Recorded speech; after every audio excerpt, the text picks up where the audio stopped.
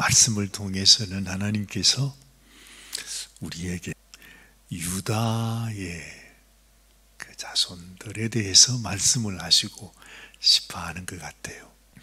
어제도 야곱의 그 12아들이 있었다는 것을 우리가 읽었습니다. 그런데 하나님께서 뭔가 이 야곱의 아들들 가운데 가장 먼저 그 유다를 우리에게 다시 이렇게 설명을 해주는 것입니다. 네가 너희들이 주목해야 할 자가 바로 이 사람이다 하고 말해주는 거예요. 그걸 왜 우리가 알 수 있느냐 하면 유다는 야곱의 장남이 아닙니다. 그렇잖아요. 이 유다는 넷째 아들이었습니다. 그러니까 유다 앞에 형들이 많단 말이죠. 근데 형들을 다 제치고 하나님께서 가장 먼저 이 유다에 대해서 말씀해 주고 있습니다. 왜 그렇게 하시겠어요? 이 유다가 바로 다윗 왕의 직계로 올라가는 조상이기 때문에 그렇습니다.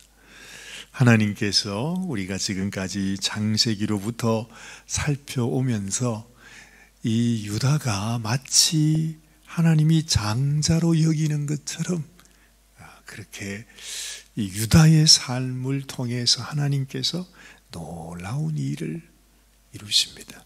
그 유다의 삶을 통해서 유다를 통해서 하나님께서 뭔가 하나님의 일을 이루시겠구나. 그러고 보니까 하나님의 그 이스라엘과 유다 그렇게 두 나라가 있었잖아요. 하나님은 이스라엘을 인정하지 않았습니다. 다시 말하면 북이스라엘을 인정하지 않고 이 남유대를 하나님께서 하나님의 정통 국가로 여기면서 했단 말이죠. 그 유다가 바로 이 유다의 이름과 같지 않아요. 하나님께서 유다를 통해서 유다라고 하는 인물을 통해서 그의 자손들을 통해서 이 땅에 다윗을 나타나게 하시고 그 다윗을 통해서 그 다윗의 후손 중에 예수 그리스도가 나게 하신 이것이 우리는 잘 모르지만 하나님께서 이미 하나님의 섭리와 하나님의 계획 가운데 이렇게 하나님이 정해 놓으신 그 길이었구나 하는 것을 알게 되는 것입니다. 그런데도 유감스럽게 우리가 이 말씀을 쭉 읽어 나가지만은 아이고 이 이름을 읽는다는 게 말이죠 쉽지 않아요. 그죠? 특별히 사실은 우리가 이렇게 미국 생활을 오래 해도 미국 분들의 이름을 들으면 그걸 참 기억하기가 힘들어요. 사람을 만나서 인사할 때 나는 누굽니다. 그분들도 제 이름을 들으면 마찬가지겠지만 저 역시도 아무리 이름을 들어도 듣고 나면 다 잊어버리는 거죠. 저 사람이 뭐라고 했는데 저 사람 이름이 뭐였는가 생각이 안 납니다. 그처럼 우리가 족보를 읽으면서도 수많은 이름이 나오는데 별로 우리가 아는 이름이 없습니다. 그런데 다행스럽게도 대표적으로 이 하나님이 유다에게 조명을 하면서 유다의 자손을 소개하는 가운데 우리의 눈에 이 사람의 이름이 여기 있구나 그러면서 발견하게 되는 이름이 있습니다. 그 이름이 누구지요? 오늘 여기 나오는 야베스라고 하는 인물입니다. 근데 이 야베스가 도대체 어떤 사람인지 구체적으로 나와 있지를 않아요. 그냥 유다 자손 중에 이름 모를 사람입니다.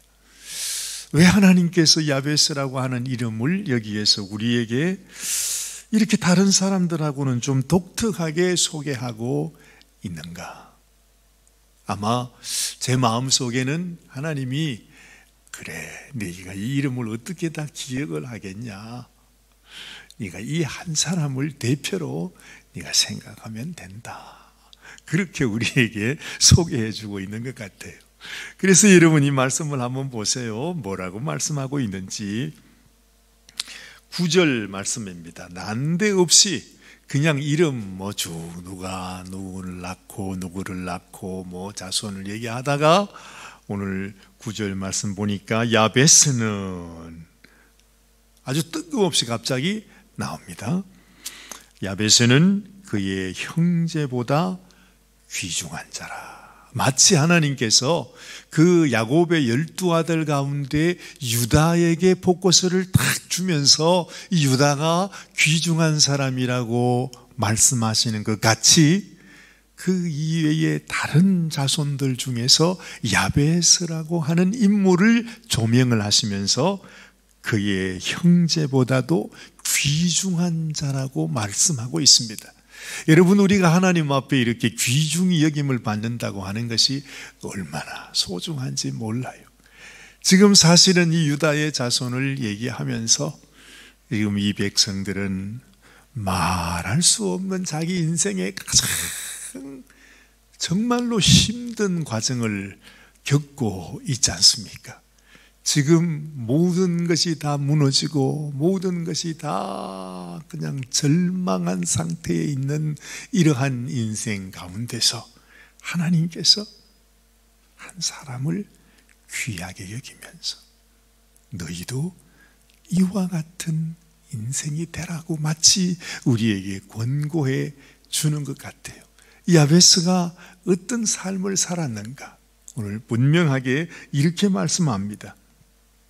그의 어머니가 이름하여 이르되 야베스라 하였으니 이는 이 야베스라고 하는 말의 의미가 내가 수고로이 낳았다 함이었더라.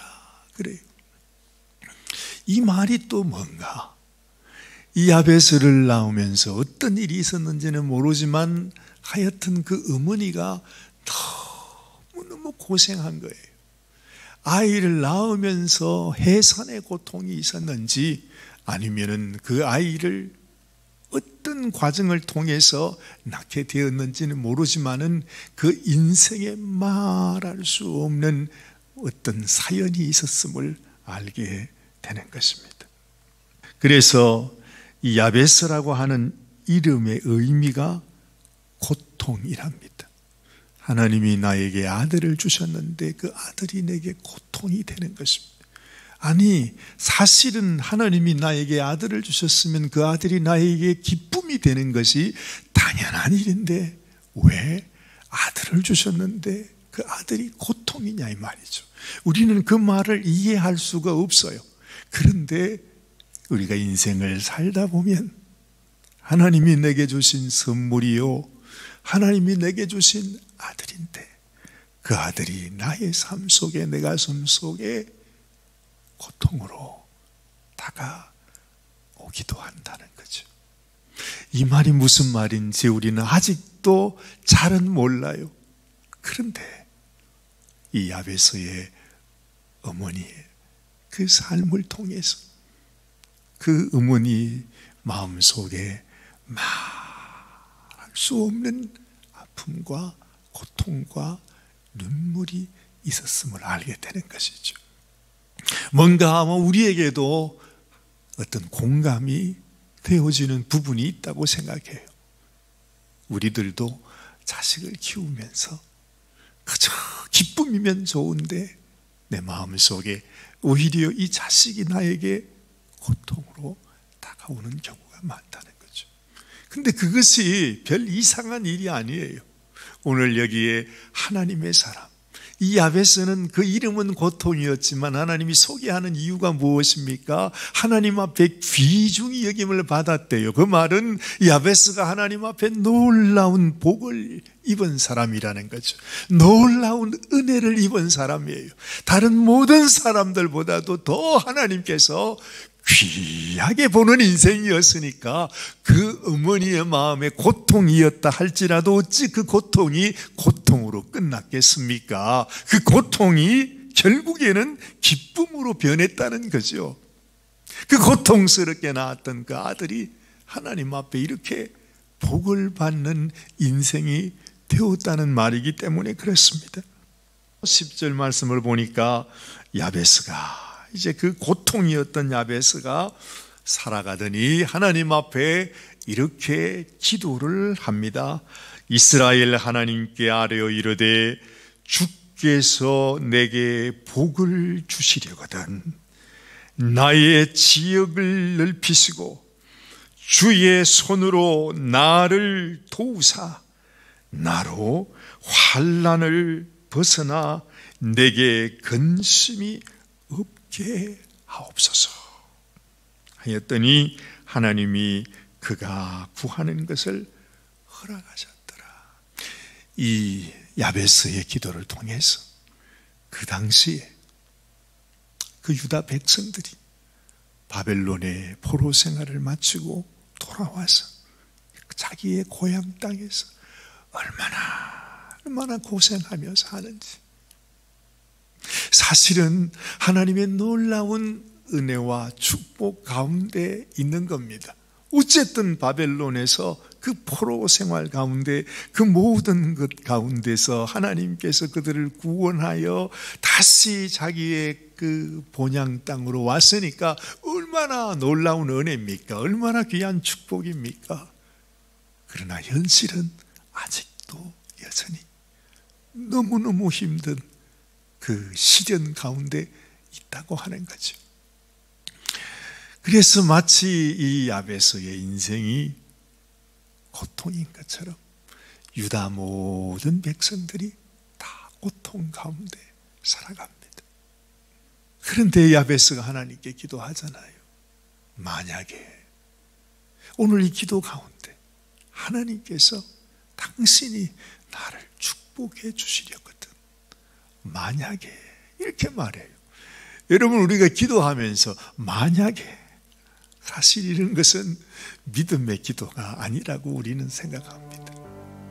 아니, 믿음으로 기도해야지 무슨 만약에 당신께서 나를 도와주시려거든, 이게 아니잖아요. 근데 그것도 사실은 깊이 생각해 보면 내가 하나님 앞에, 하나님 나 이것 원하니까 그래서 나에게 이런 축복을 주세요 하는 이런 기도의 자세보다도 하나님이 원하신다면, 하나님이 허락하신다면, 이것이 하나님의 뜻이 될 수 있다면 하나님 나의 이 기도를 들어주세요.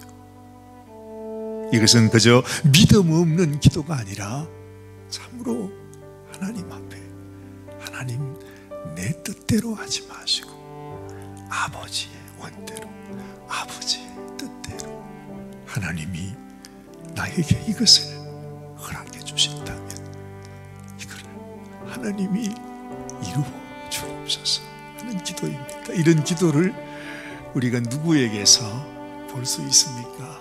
바로 우리 주님의 겟세마네 기도죠. 하나님, 이 잔이 내게서 물러가게 해달라고 하는 그 간절한 마음이 있지만, 그러나 나의 원대로 마시고 아버지 원대로, 그렇죠?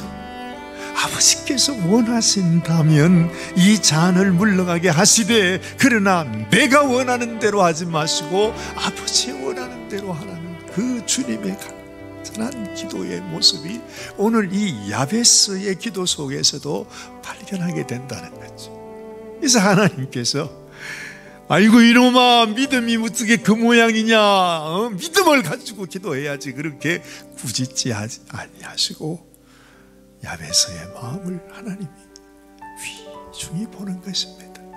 그러면서 야베스가 자기가 원하는 대로 내 지경을 넓혀주시고 내게서 근심이 사라지게 하시고 나를 환난에서 벗어나게 하여 주옵소서. 그 하는 모든 기도를 하나님께서 어떻게 하셨다고요?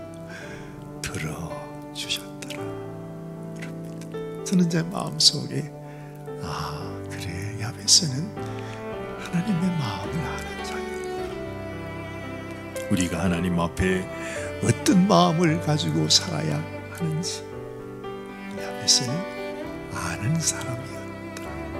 적어도 우리 마음속에 하나님을 향한 깊은 목상, 하나님의 마음을 알고 하나님께서 왜 이 민족, 우리 가정에 이런 어려움을 허락하셨는지 그걸 생각하면서 그 고난과 시련의 길에 있지만 그러나 아버지 하나님의 뜻을 따라 묵묵히 순종하면서 나아가는 그런 마음이 우리에게도 꼭 필요한 것이구나.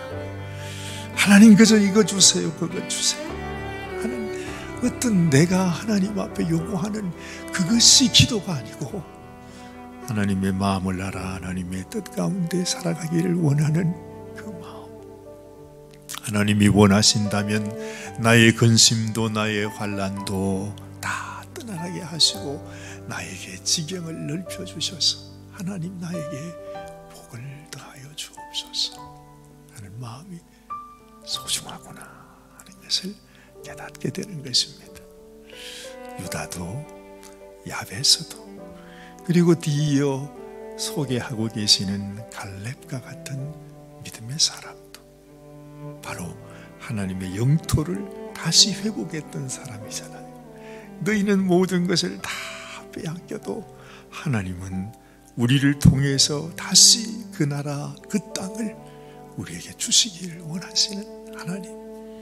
그래서 지경을 넓히기를 원하는 야베스도 또한 그 가나안 땅을 다 정복하기를 원했던 갈렙의 마음도 바로 하나님이 주시는 마음을 가졌던 자였구나 하는 것을 우리가 알게 되는 것입니다. 오늘 이 아침에도 우리 마음속에도 하나님 나에게도 유다와 같이 야베스와 같이 갈렙같이 하나님께 귀중히 여김을 받는 그런 복된 인생이 되게 하여 주옵소서.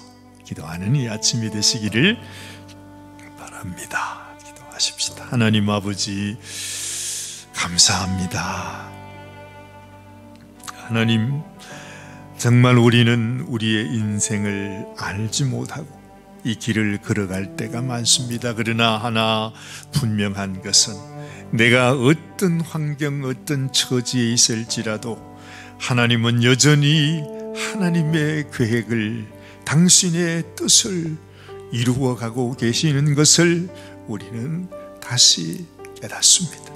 하나님 여전히 이 유다의 자손들은 이 유다의 백성들은 말할 수 없는 고통과 시련과 눈물 속에 있었지만 그러나 하나님은 그들을 떠나지 아니하시고 여전히 하나님의 일을 이루어가고 계셨던 것을 우리는 이 말씀을 통해서 다시 발견합니다. 우리 삶 속에서도 하나님 고난과 시련과 눈물 속에 여전히 하나님을 만나고 하나님의 뜻이 이루어지기를 바라고 하나님이 나에게 은혜 베풀어 주시기를 원하는 간절한 심정으로 오늘 이 아침도 하나님께 기도하는 저희들 되게 하여 주시옵소서. 우리 주님 예수님의 귀하신 이름으로 간절히 기도드리옵나이다. 아멘. 아멘.